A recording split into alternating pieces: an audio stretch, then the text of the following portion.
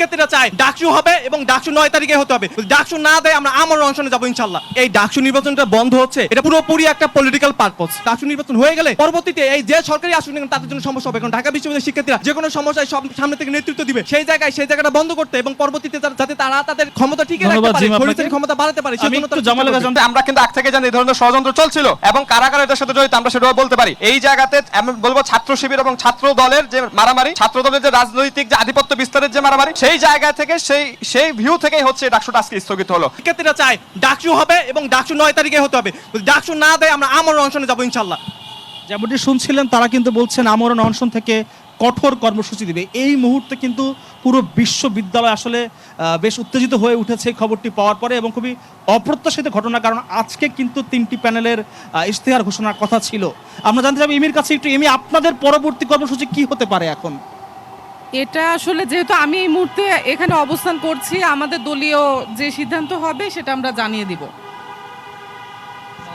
আপনার ব্যাপারটা কি হবে? আমি আরেকটা বিষয় স্পষ্ট করে বলতে চাই, আসলে এই ডাকসু নির্বাচনটা বন্ধ হচ্ছে, এটা পুরোপুরি একটা পলিটিক্যাল পারপোজ। পলিটিক্যাল পারপোজের জন্য বন্ধ হচ্ছে।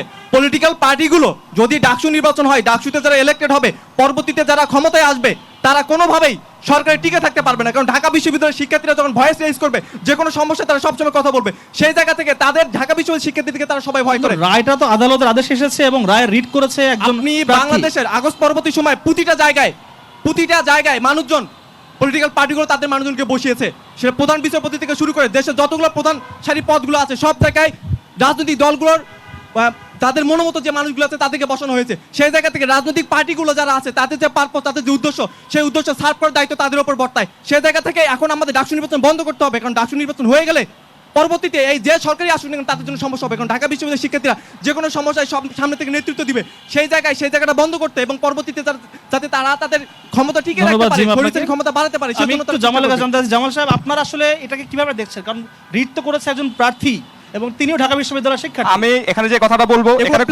এখানে কোনো কিছু প্ল্যানের বাইরে না, সবকিছু প্ল্যান অনুযায়ী। আমরা আগ থেকে শুনছিলাম এই ধরনের একটা হবে, রিট হবে, সেই রিটার পরবর্তীতে স্থগিত করা হবে, এই ধরনের ঘটনা আমরা আগ থেকে শুনছিলাম, কিন্তু এটা যে এভাবেই হবে আমরা বিষয়টা বুঝতে পারছিলাম না।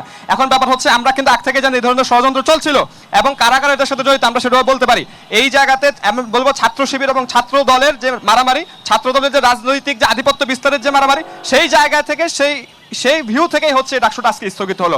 আমি শিক্ষার্থীদেরকে বলবো, বারবার বলবো, আপনারা এই রাজনৈতিক দুর্বৃত্তায়ন থেকে বের হতে চাইলে যে কোনো মূল্য হোক ডাকসুকে আনতে হবে, যে কোনো মূল্য হোক ডাকসুকে আনতে হবে। ভাই, আমি দেখতে পাচ্ছেন বেশ উত্তেজিত কিন্তু আমাদের প্রার্থীরা, এবং তারা কিন্তু এই মুহূর্তে তাদের পরবর্তী করবে কি তা জানাবেন আমাদেরকে।